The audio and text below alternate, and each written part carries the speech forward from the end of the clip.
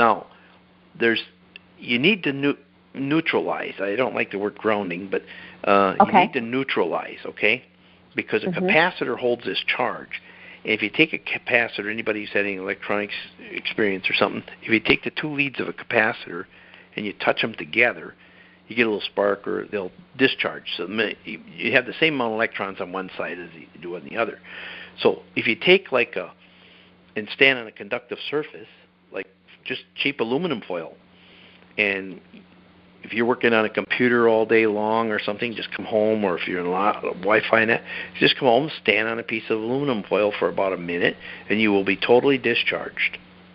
You can take an Epsom salt bath if you want. It'll do the same thing. You can go walk on the beach, do the same thing.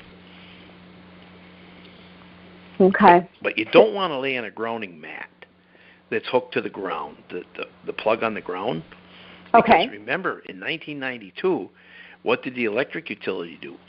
They drove a ground rod in all the wires, or on all the poles.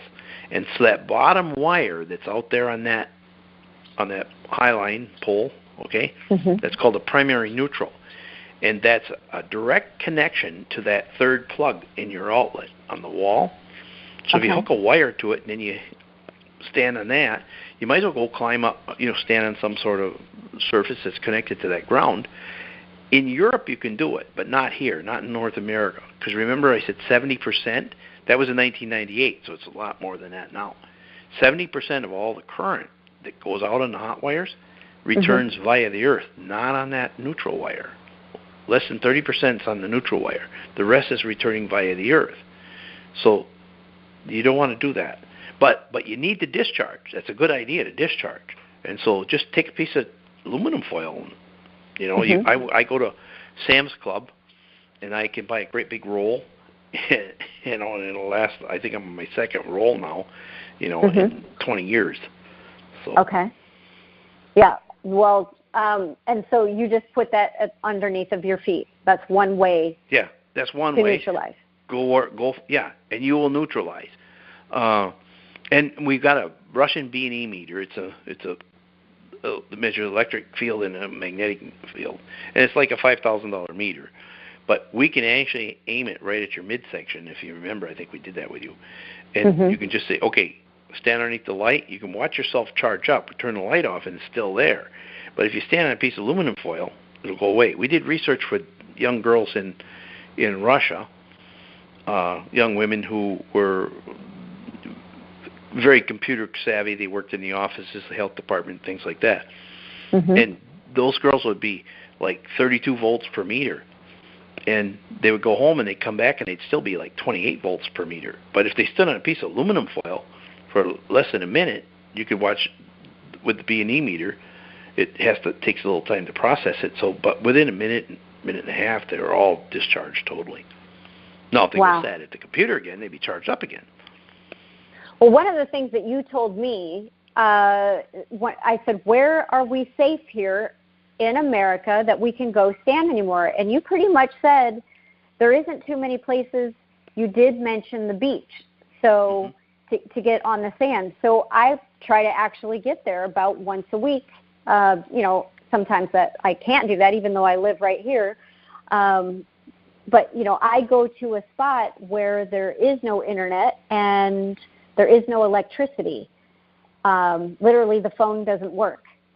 And I'm thinking, all these people that are sitting on a plastic chair, me sitting on a towel on the sand is better. Am I correct? Yeah, you are. But even if they're sitting on the chair and they're out by the beach, if they got their feet on the ground, they're okay. See, so the thing of it, because you're in Florida and you have salt, the water's salty.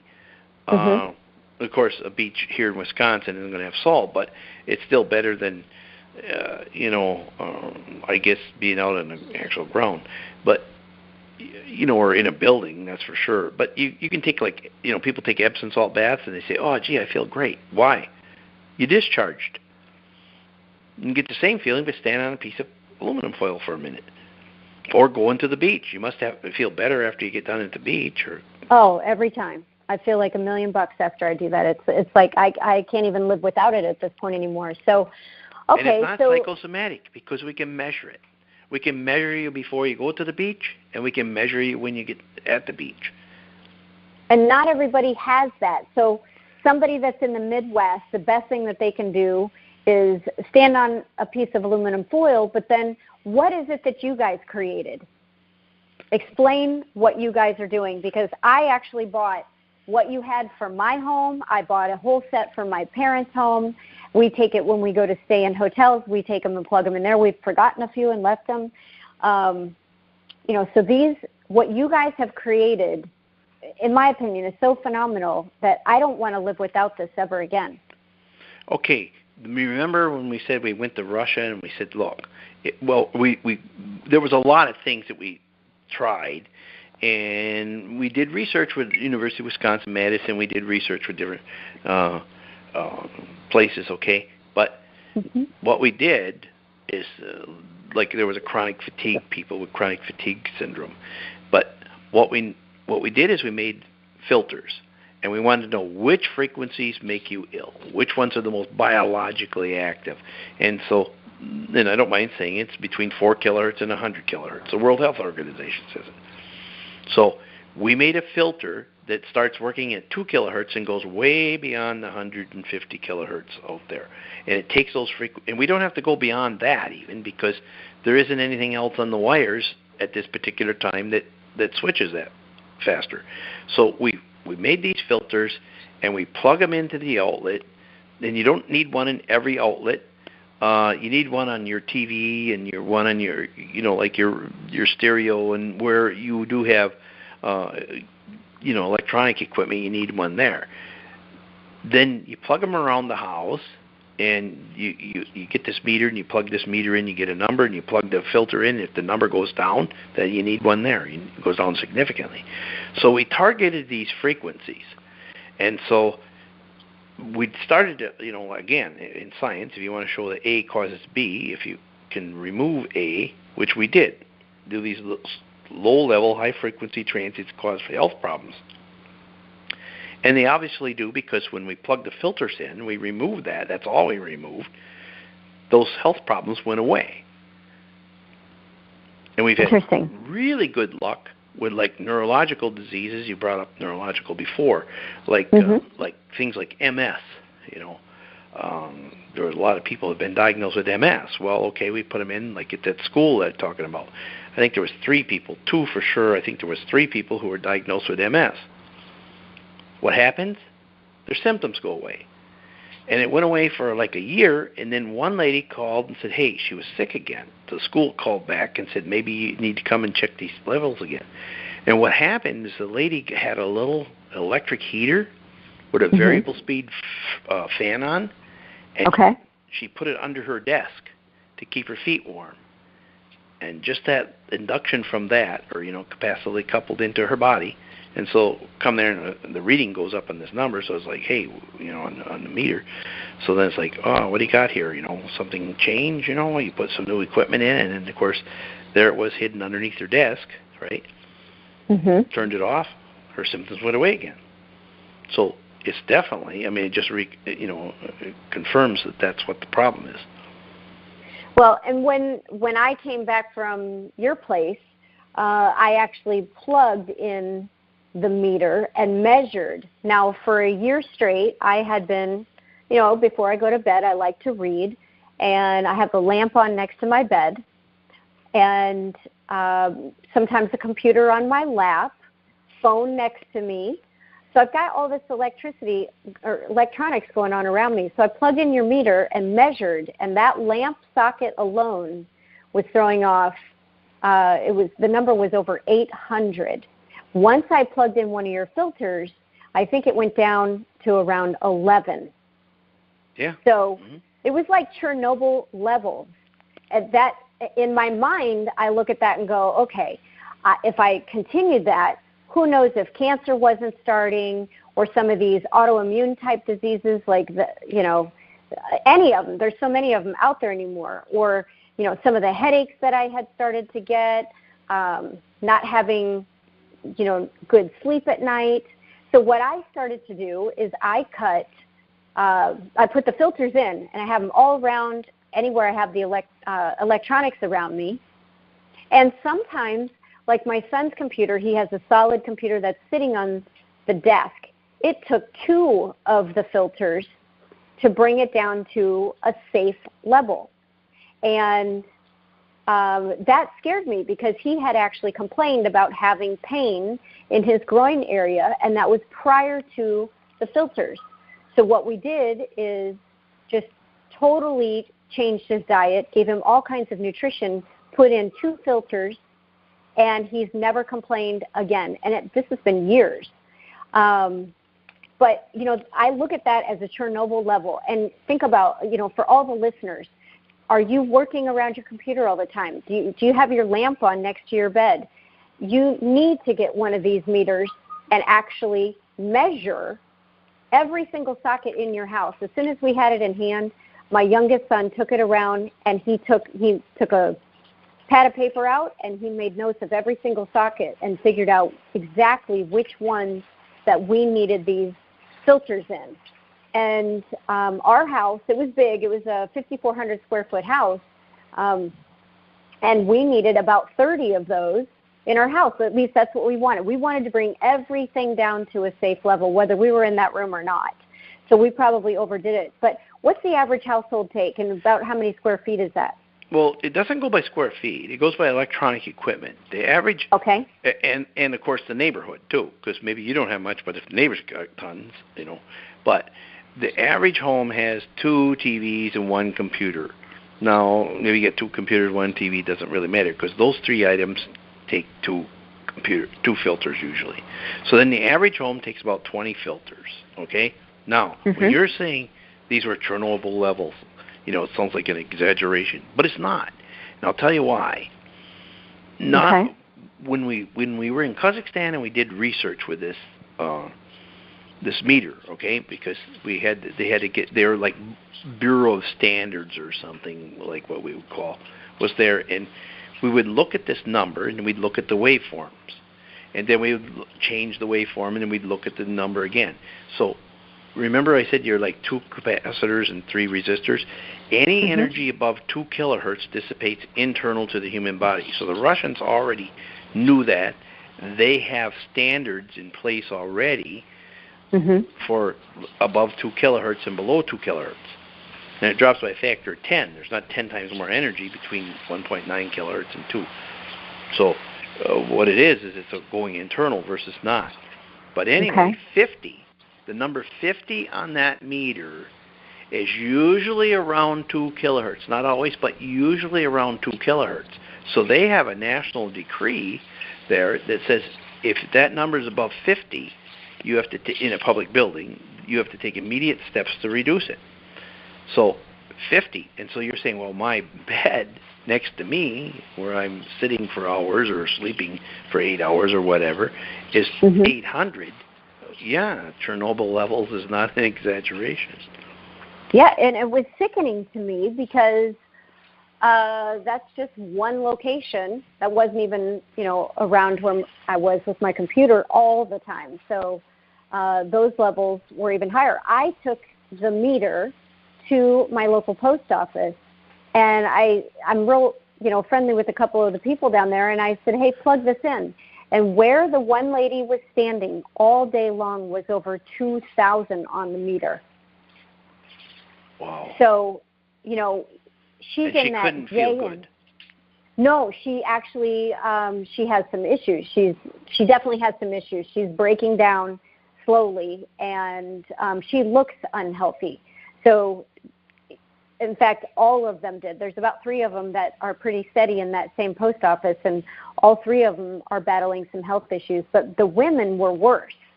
Both of the women had more issues, and the one in particular that I had plug it in, she was in the worst shape. So, you know, imagine that for 20, 30, 40 years of a career. They're going to, if they make it to retirement, you know, they're just going to be sick for all the last years.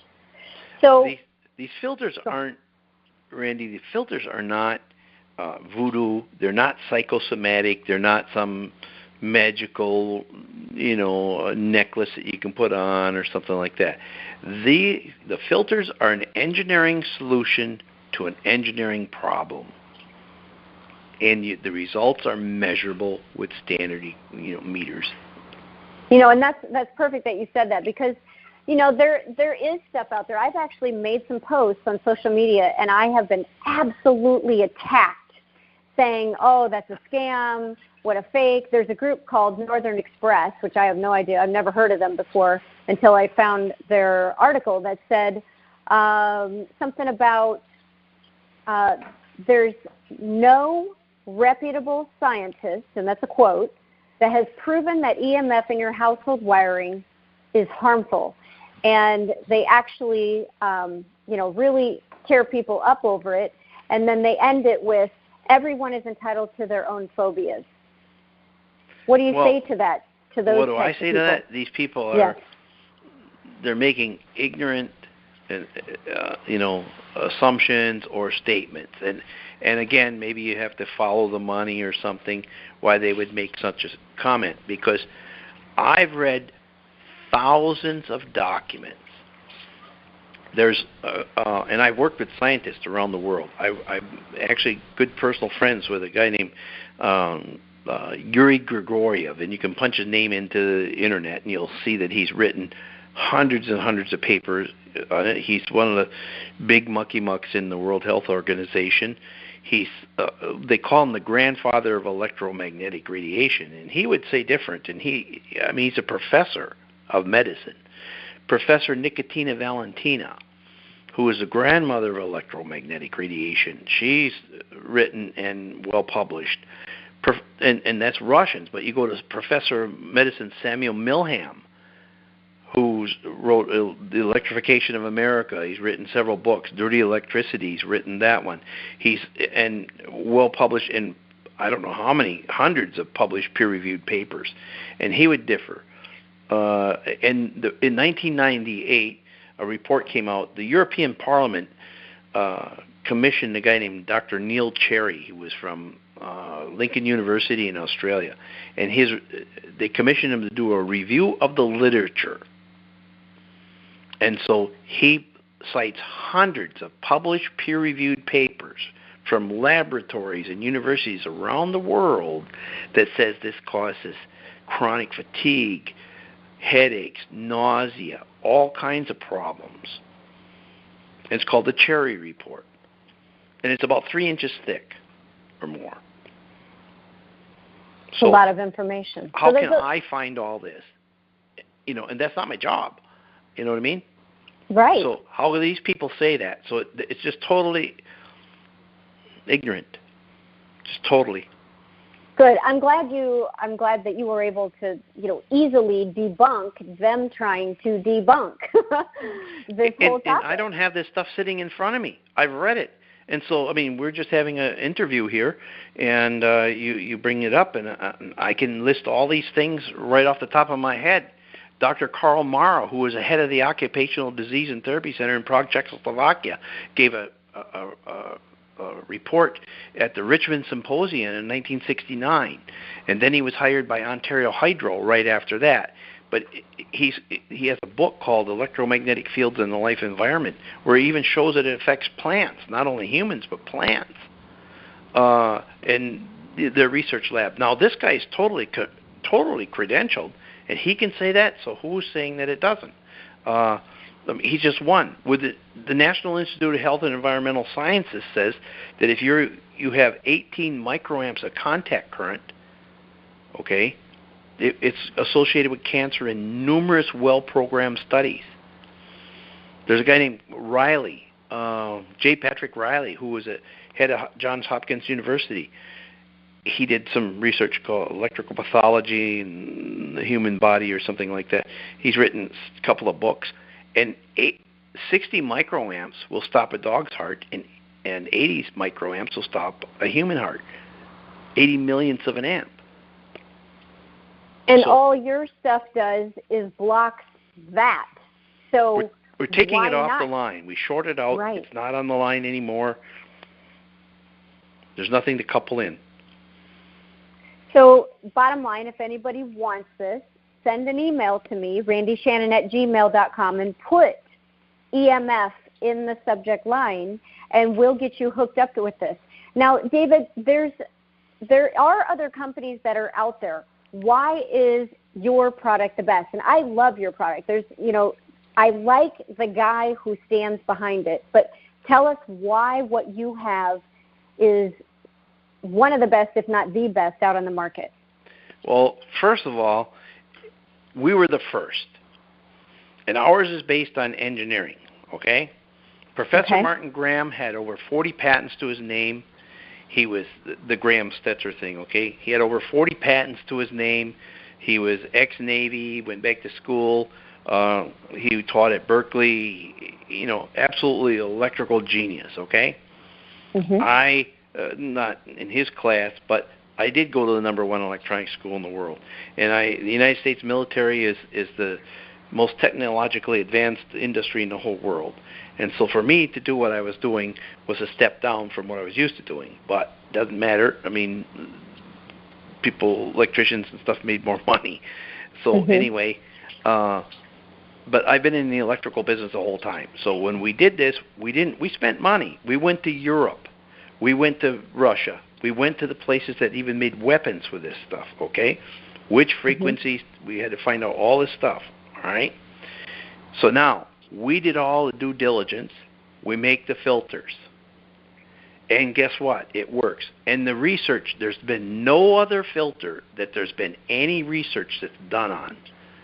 Nobody's done any research and published it in a peer-reviewed journal or anything like that on any other filters, just ours. Number one. Number two, anybody else, it's a knockoff. And if you want to go ahead, like one company, for example, one guy called me and he said, hey, I want to be a distributor for you. Can you come on out and show me how this works? And I did. And I'm from the Midwest, so we take people at their word. And so we went out there and I showed him how they work and everything. So he buys a box of them and he knocks them apart and he goes to China and he tries to make a knockoff. But he's a headhunter. He was a headhunter. So you can't interview him and get these same answers. He's interested in one thing, money. We did it for, not money, to make people better. Why did you go back to school being a naturopath? To help people. That's right. I don't think it was for money. No. I mean, no one's getting rich on that. Yeah, I can assure you. You understand? So I guess if you have you need a brain surgery, I mean, I want to go to the Mayo Clinic. I don't want to go to the auto mechanic down the street.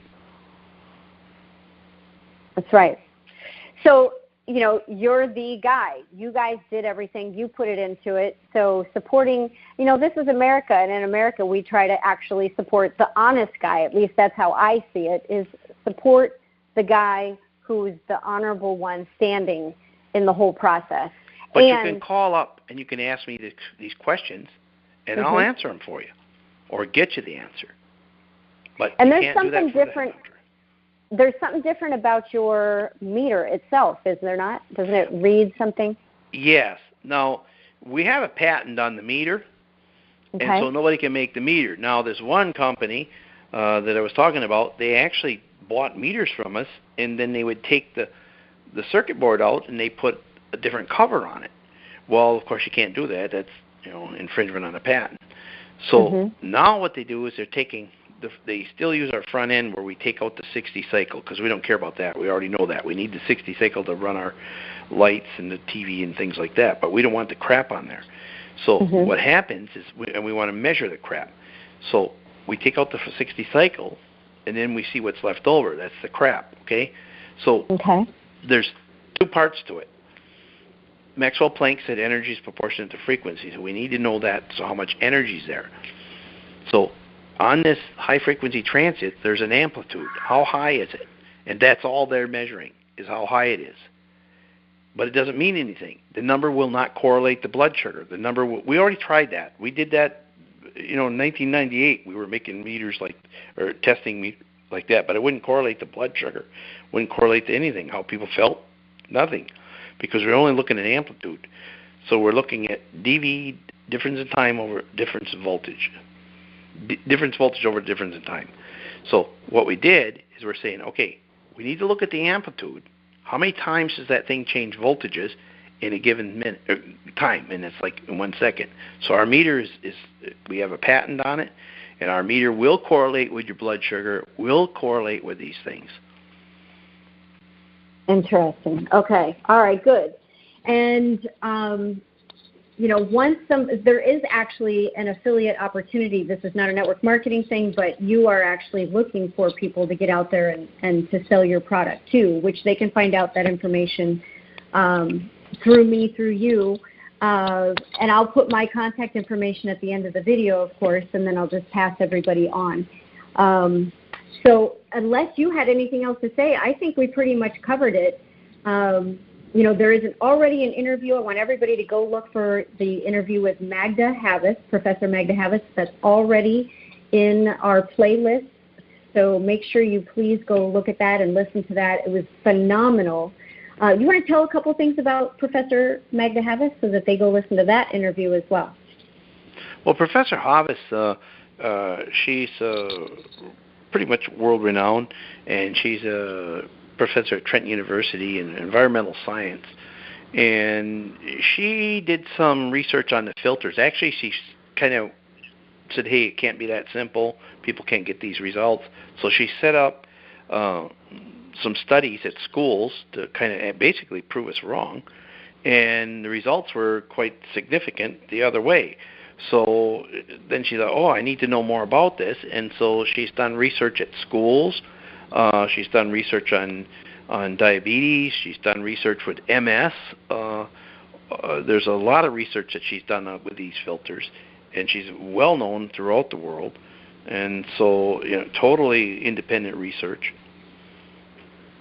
She's a phenomenal lady, and she's a fascinating interview, and she has so many stories of from her own writings and her own experiments. And so make sure you go listen to that video next. David, it's been my pleasure to spend this last hour and 10 minutes or so with you, and I look forward to many years of working with you and more interviews, and as new things, new experiments, new different stories, things as you're changing the world and making it a better place, which has always been my motto. We want to hear about it. So thank you again for joining us here at TheBodyCan.com. Well, you're certainly welcome. I can assure you the feeling's mutual. Excellent. We'll see you again then. Good night, everybody. Thanks for listening. Again, my name is Randi Shannon, certified natural health professional, as well as a naturopathic doctor. If you are interested further in one of Dave's home systems, please send an email to randishannon@gmail.com, RANDISHANNON@gmail.com. Or you can reach out to TheBodyCan.com on the Contact Us Now link. We'll see you on further videos. Don't forget to go back and listen to the other EMF dirty electricity videos that we have on our site. Please subscribe, and we'll see you on the next video.